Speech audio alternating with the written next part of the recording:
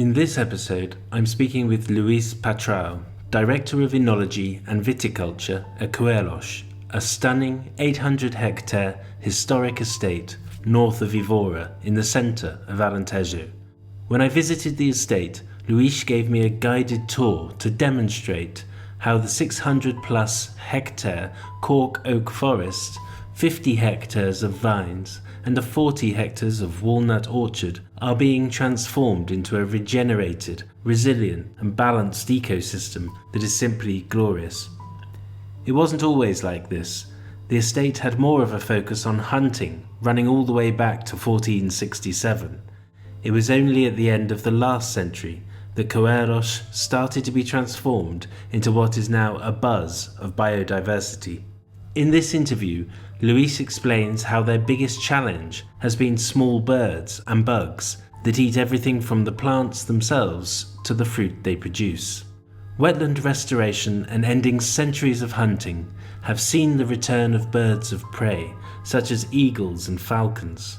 These in return have driven away the small birds that eat the fruit, and the introduction of bats is proving effective at balancing the bug population. Luis also talks about the increased use of grapes more suited to the climate. Alicante Boucher is again a favourite for this purpose, where the berries have proven to be more resilient to heat waves, as well as having a later ripening period. A feature of this conversation is that Luis talks about the positive impact this process of working with nature has had on the wine quality, which he describes as being more pure and with greater richness on the palate. This kind of readiness for the new cycles of hotter and intense climatic conditions mean that Coelheiros is one of the leaders in Alentejo in starting out on the pilgrimage towards a truly sustainable viticulture.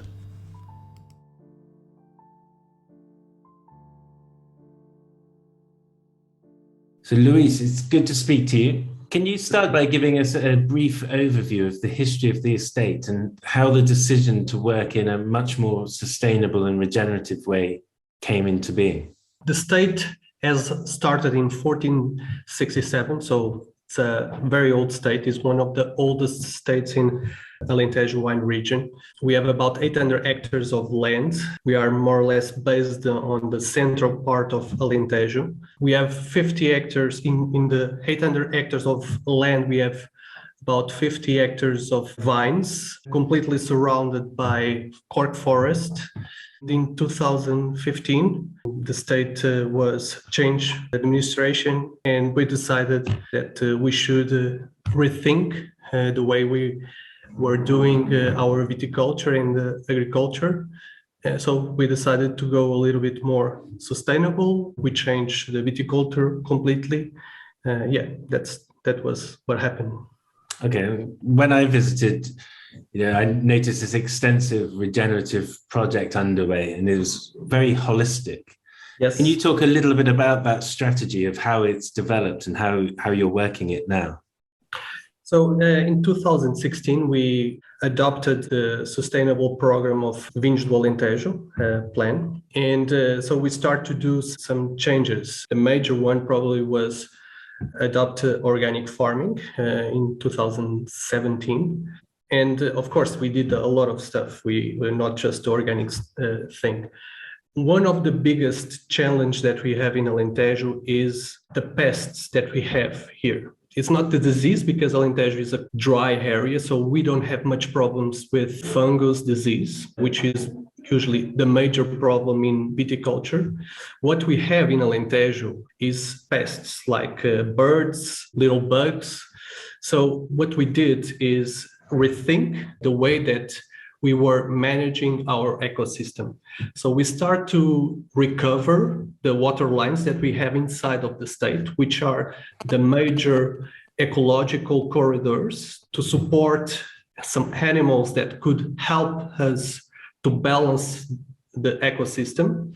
So we are recovering every year, we recover more area of this kind of wetland to support these animals. One of the biggest change that we saw, so when we start working in 2016 here, most of the vineyards were covered by bird nets to protect the grapes against the birds. So in 2016, we stopped hunting because the state was very famous for hunting. And when we stopped the hunting, birds like eagles and falcons, they start to come back again because they had the rabbits, they had animals that they could catch. And when those big birds came, the small birds that we called estorninhos, which was a big problem for us, and why we use the nets. These estorninhos, they start to run away from the state because they were afraid of the eagles and the falcons that we had here. Other stuff that was very important was we start to install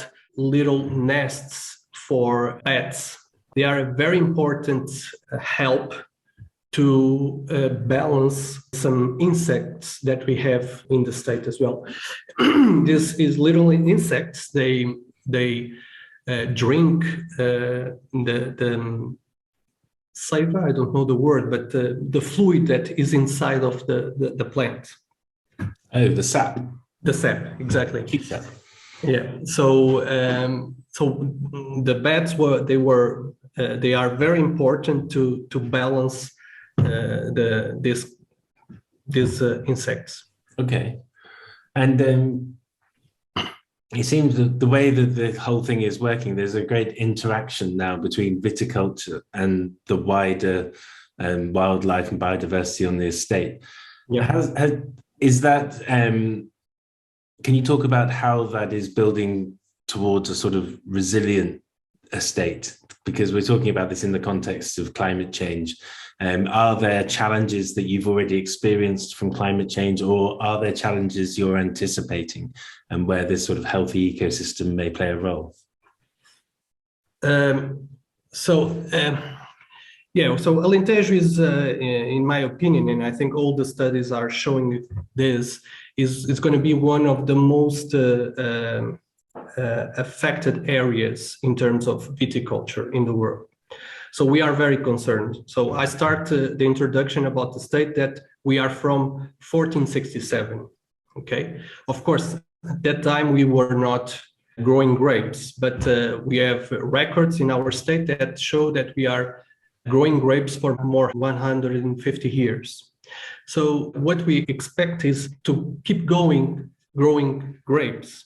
So it means that we are very concerned about the future, and all these little changes that we are doing, recovering the ecosystem, adapting the varieties that we have in the state. So the state was famous for international varieties like Cabernet, Merlot, Chardonnay, which are great varieties, but probably not very well adapted to our climate and for the future climate that we're going to have. So what we are doing is doing little adaptations, trying to be more resilient for the future that we're going to have. You understand the vulnerability of Alentejo as you enter a warmer climate. Yeah. What gives you the confidence that working this way is going to make you more resilient? What gives us the confidence is those little adaptations and change that we are doing, we are already seeing some results. Like I said before, we had the problem with birds.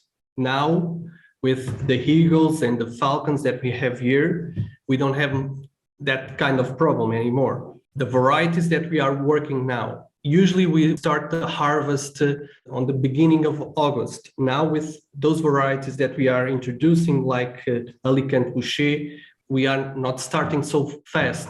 I think Alicante Boucher, Anton Vaz are very well adapted to this kind of climate, and they don't suffer so much as with the heat waves that are very common now in Alentejo, because the berry has more volume, so the heat waves don't hit so much the grapes. On the actual wine production side, have you noticed any changes, improvements, or things that just observations about the wine that's coming out of this new way of working? Yes, I'm feeling that the wine is a bit more pure, and at the same time, I feel the wine has more richness in the palate. I think when we start the organic farming, the vines, they need to adapt to this new reality. And the way that they do that is the vines start to develop more defenses. And the defenses on grapes are basically phenolics, which fight against those little compounds. They help the grape to fight disease and that kind of stuff. And phenolics are very important in terms of flavor, color, aromas. And for sure, the wines are a bit more rich. We have more depth in the palate. I feel the whites are a little bit more expressive in the nose.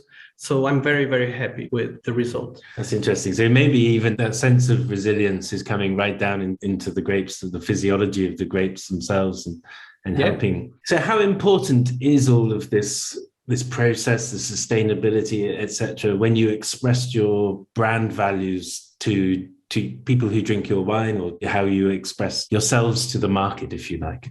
Alentejo just approved a certification which allowed us to have that certification in our label. We have a stamp. So we just start to communicate that certification in markets like the Nordic markets, like Sweden, Finland, and even Canada. This kind of certification are important. And they start to ask us for this kind of wines. They just issue some tenders asking for sustainable wines from Alentejo. That's a direct signal from the marketplace that what you're doing is in line with the consumer demand, if you like. Yes. And I think usually what happens on the Nordic markets, after a few years, it will have effect in other markets. So I'm very confident about the future as well. That's interesting. And you mentioned the certification program, which is a way of helping you express those values and also demonstrate that you're rigorous in your approach. Can you talk a bit about your interaction with the Wines of Alentejo sustainability program? And are there ways that perhaps these kinds of organizations can help going forward? Wines of Alentejo and the sustainable program, they were a key player for us. They helped us so much because they gave us indicators, KPIs in terms of sustainability. How much water are we using? Are we using too much, or are we okay in terms of the other players?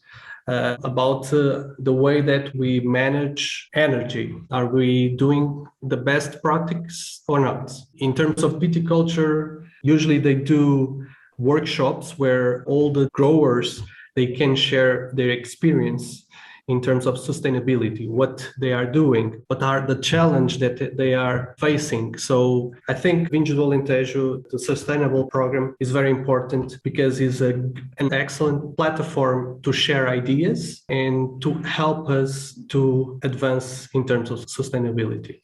And finally, you're obviously, I think, it's fair to say, one of the leaders in this particular area of sustainability. I know there's a lot of work going on in Alentejo, but you're certainly one of the leaders. What's your view when you look out across the region? How are the wineries as a whole, as you see it, responding to the climate change and sustainability? I think all the growers in Alentejo are very aware about the future and about what we're going to have in terms of climate change. So I think the numbers that we have today in terms of associated on the sustainability program, I think it shows very well that everyone is very concerned about it. So sustainability is the only way to keep doing wines in Alentejo. So this is the only way for us to survive and to keep going with the business. It's the only way. So there's not other way to survive in Alentejo. If we don't adapt, if we don't take measures, we are out of business. So okay. And of course, the clue is in the word itself, sustainability. So it is really true sustainability that we're talking about here. Okay, well, look, fantastic. Thank you very much for your time. Thank you, Nick. My pleasure. Thanks for listening to this episode in the Sustainability in Alentejo series produced by me, Nick Breeze. In the next episode, I am speaking with the man who has been at the heart of the WASP program, João Barroso. We talk about how the certification program was secondary to the work of being truly sustainable, as well as Zhao's own philosophy of knowledge sharing and his eyewitness accounts of the transformation of estates adapting to regenerative farming.